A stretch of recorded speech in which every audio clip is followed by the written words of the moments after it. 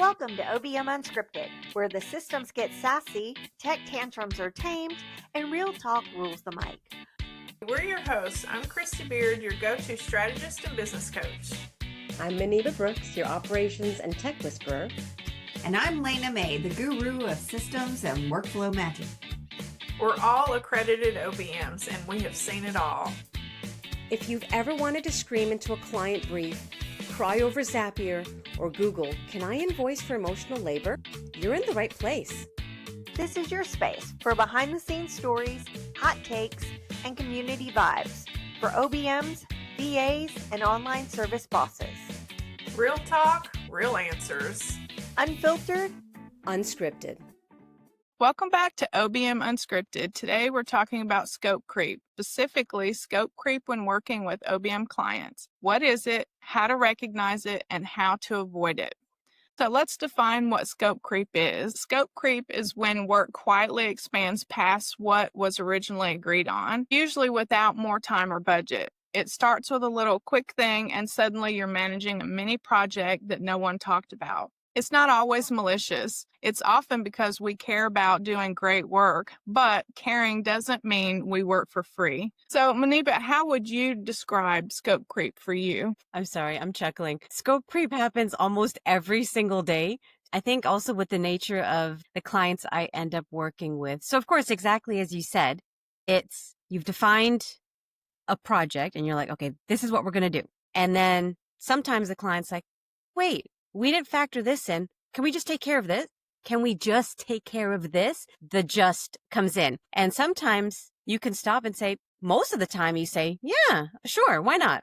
It's just one thing. And then sometimes the one thing isn't just the one thing because there's so many other things attached to it. And that add-on is really what defines scope creep. And I think it happens all the time. And again, not malicious. As you said, it's not something that clients are like, oh, I'm going to see how much I can get out of this person. It's never usually that. Usually it's just something very innocent, very benign. Maybe they had a change of thought. Maybe you ended up seeing something that, may have missed the first pass, and then it expands on what the actual project is.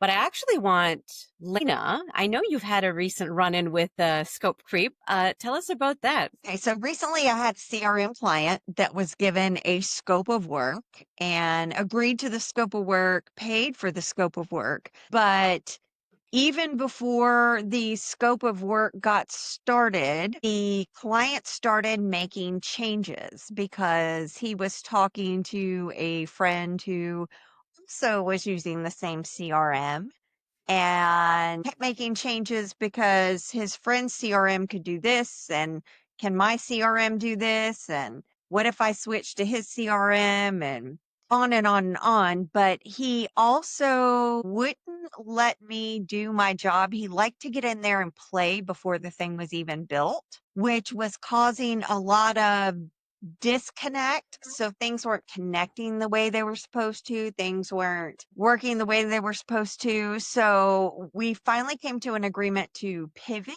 and restart kind of in phases. And that did not help too. So it finally got to the point where the conversation had to let's put an end to this, because if you're not putting an end to it at the end of the month, I'm going to. And that's exactly what happened. I think as OBMs, our whole purpose, the reason we got into doing what we're doing is because we want to help people. So it's easy to say, sure, I can do that, or think mentally, oh, that's just a one-off thing that'll take me 5 minutes.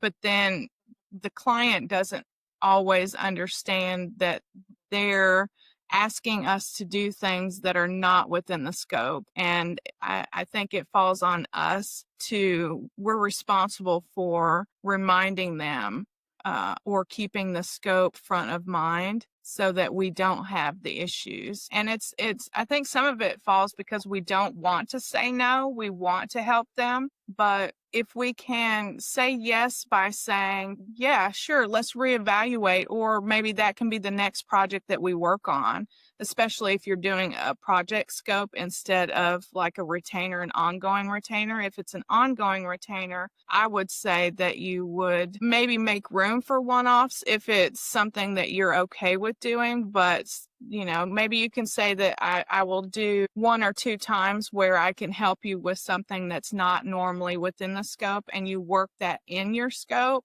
just to avoid the scope creep.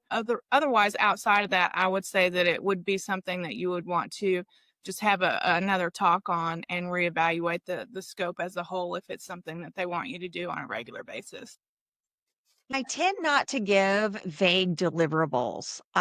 Both of you have seen what I put together. You know what the deliverables are. You know they're exactly defined. Here's what it is. And I think that becomes troublesome with clients when they don't really know what they want, or they thought they knew what they wanted until they get shiny object syndrome. And then your clear deliverable then becomes a vague deliverable because they don't know what they want. So they get misaligned from the original scope no matter how many times you try to bring them back. It's just really tricky because I I think when I look at it, it can come from our side as the service provider and from the client side as the one receiving it. I think OBMs by nature, we just want to help, right? I've talked to like a bunch of OBMs and, we interact in a lot of the same circles, but generally the sense is that when we're interacting with clients, we get to know them on a personal level. And, it's that personal touch that OBMs bring that kind of separate us from like an implementation agency or, whatever that is, a plug and play out of the box solution. We come in with that personal touch and that custom solution that we want to offer the clients. So in that spirit, I know OBMs can get trapped where we're like, I like this person, I want to help. I'm here to help. And it's okay. I'll just do the one thing. But then you end up backing yourself into a corner because the one thing probably takes like another 10 hours out of your week where you didn't really intend it to. And again, the client doesn't know, like they don't know what they don't know. And a lot of times they don't know what goes on in the background. And that's why they hire you and bring you in the first place. So we can back ourselves into a corner and, encourage the scope creep in a way. But on the other hand, Lena, kind of like you said, sometimes the client doesn't know what they want, or they think they know what they want, but then new information comes in and that expands what they feel like they want, but that clarity really isn't there. And sometimes as OBMs, we do work to try and center them, bring them back to, home base and be like, okay, so this was the initial thing. This was your goal. This is what we agreed on. And this is how it's going to get you to your goal. A lot of times that works in my experience, and that's enough to bring them back.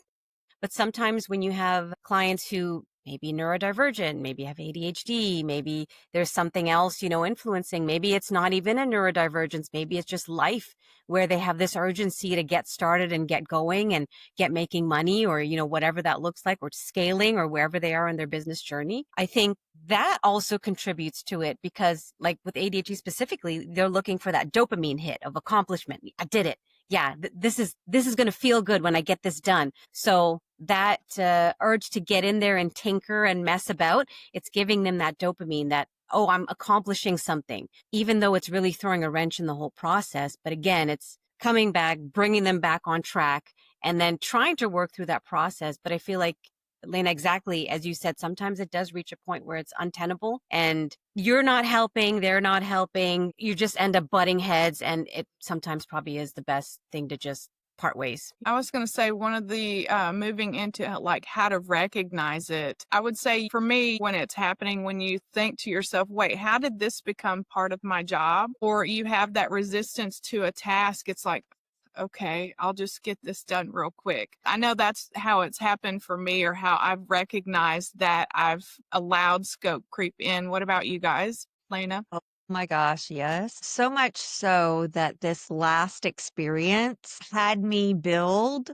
a scope change form. You want to change it? Yeah, that's not in the scope, So go ahead and fill out this form. Let me know what the changes are. And then I can then send back extra time, extra money, extra whatever. And then the client will have to sign it and approve it. And I think that was a great learning lesson for me to just help keep the client focused on the original scope. One of the other things is sometimes you got to kick the client out of the project because they are getting scope creep and, oh, now I want it to do this, or now I want you to do this. You're trying to do things ahead of building your foundation.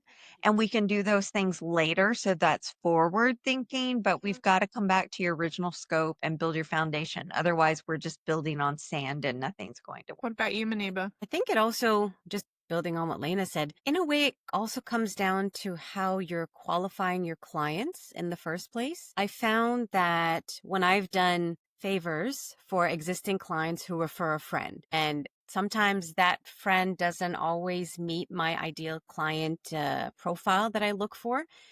And so far, my track record is 100% of the time when they don't meet my client profile, there's going to be scope creep and there's going to be changes and things are just not going to work out the way I want it to. So, I think to avoid that, I really try and stick to my ideal client profile. What am I looking for? What are the qualifiers? And sometimes when I'm asking on a discovery form, I have that on my website that clients need to fill this out before they have a discovery call, is there is a line in there about income. And that's not to say how successful they are. In a way it is. It kind of gauges their ability to pay for my services and what have you.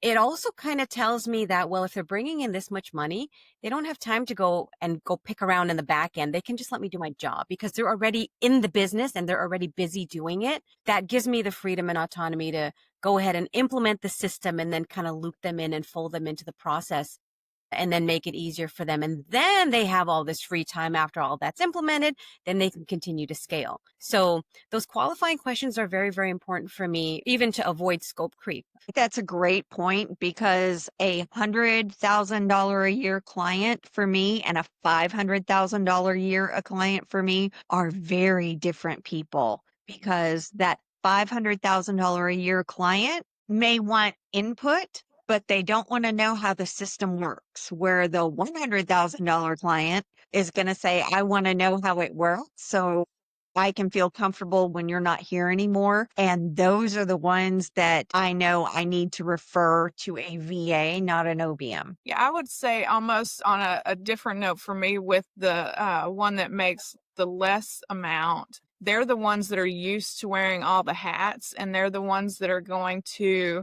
for the most part, want to see what you're doing because they're used to doing it themselves. And so they want to make sure, are you really qualified to take over? You know, this is what I've been doing. I want to hold on to it. And it's part of the delegation aspect too, if they're ready to delegate and let somebody take over the tasks. But I've also found, like you, Lena, the more they make annually, they're just like, here, they have understood and embraced the value of delegation and letting somebody else who knows what they're doing take the reins and run with it, because they know that allows them to use their headspace on what only they can do, and it does push their business forward quicker. So I think we've all kind of touched on the how to recognize it and even how to avoid it. But have you guys ran into any problems when you're talking to clients about scope creep? And if so, what did that look like? I think it depends on the client, because before I had my qualifying process in place, I would run into this all the time. And it was so frustrating because, of course, you want to help. So you want to do the thing. But then when you're trying to explain to the client, well, and this is from my VA days, well, you've got a 20-hour retainer, but you've got 5 different projects you want me to work on. What's priority? And then they're getting frustrated because they have all these projects they need help with, but they don't want to up the retainer. So you kind of reach a bit of an impasse where you're like, something's got to give. I can work miracles, but not for 20 hours. I can't get 5 projects done in a month for 20 hours. And you see that quite a bit. And, you feel for them because they're backed into this spot where, it's like do or die. They've got to make the money. They've got to get these projects done, but they don't have the flexibility to bring in the help, even though they need the help. And then sometimes when I was a VA, I was like, oh, okay, fine. It's okay. I'll help and I'll do it. But then at the same time, you're seeing that now you've essentially spent all this time for free, and now you're stuck in the same position. You're in the same position as a business owner is, because now you can't pay your bills because now you're doing favors. It's tricky. It's tricky. And that's exactly the reason why I have my qualifying process, learning from my mistakes and now coming into where I can actually qualify my clients before they even start an engagement with me. And a lot of times I'll get referrals, and the referrals is just not the right thing, because again, it's that person who's still stuck in that many hats mode, and they want to see everything you're doing. They want to touch everything that you're doing, and you can't really move forward that way. They don't always have the flexibility financially to be able to hire you for X amount of hours or whatever it would take to implement that project. So I've had to turn down referrals as well and just say, it's not a fit. It's just not a fit. And nothing to do with the person, nothing to do with me thinking I'm too good or, whatever the perception could be. Because I've had a situation where a former client referred somebody else. I went through the process, wasn't going to be a good fit just because of the way this potential client was conducting themselves and how they were trying to steamroll the discovery call and do everything their way from the get-go. I already knew that wasn't a fit. So I said, just don't have the capacity to handle this type of project. Here are some referrals. Are there other OBMs out there who I can refer you to? And then the client who made the referral actually took that personally and said, oh, so you mean you can't squeeze this in? And took offense to it. I'm sorry that your feelings are hurt, that I couldn't help your friend, but I have to protect my peace, and this is the only way I can scale my business. So there's no point in 2 people drowning. Just because you want the next person to be happy, you just got to cut the cord and do what you got to do. Yeah. I see a lot of that too in the transition from VA to OBM. That's why I like doing the done with you projects, because at this point I get to delegate for that business owner, where I can say, okay, I can utilize this person, this person, and this person to get that project done within the retainer amount that we've done. And sometimes those people that you delegate to, they need a little extra handholding. Well, that's okay, because they're still doing a bulk of the work. I'm just managing it from the other side and troubleshooting what everybody else isn't able to do. And then the deliverable still gets done. So those done with you projects are way easier when you have a team to delegate to. How does delegation work in the coaching business? Well, I basically that's how it works. It's not really delegating, but they're talking to me and I'm helping them work through things, but I'm not actually doing the work. I'm just suggesting and guiding and leading and giving ideas on what could work for them, what they might try, things like that. So I guess in essence, coaching is kind of like delegating in a way, because I'm not implementing at all, but I am guiding and leading and helping them with the next steps. I'm just not doing the actual work. So let me ask, has there been a time where somebody that either one of you has delegated to that started in on the scope creep instead of the actual client? Many of you're laughing. Some of you I'm have just a like, good why juicy do I have story. so many stories? You'll love Why? it. Oh my God. Yes. So again, when you're working with other VAs and VAs, I mean, we just get into this mentality where you want to do it all. You want to be so helpful. And you just want to like, ugh.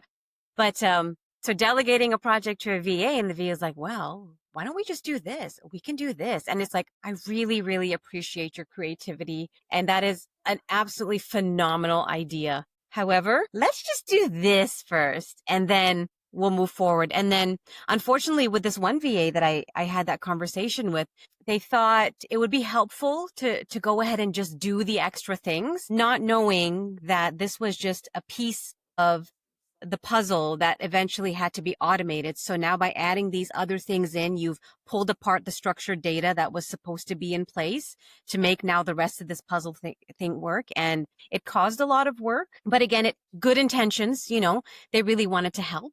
But it was like, okay, so when you had presented this in the first place, we said no, and we said, please just do this. And this was the reason why we said not to do it. And I know you felt like you were helping, but now we're going to have to strip out exactly all the extras that you put in to now make this automation work. And then we can still find a place for what you've done because you spent a lot of time on it, but that just wasn't part of what we were doing right now. And then eventually, I guess the second time around, it clicked for the VA that this is why the structure has to be like this. Whenever I'm delegating stuff out, I always give the why.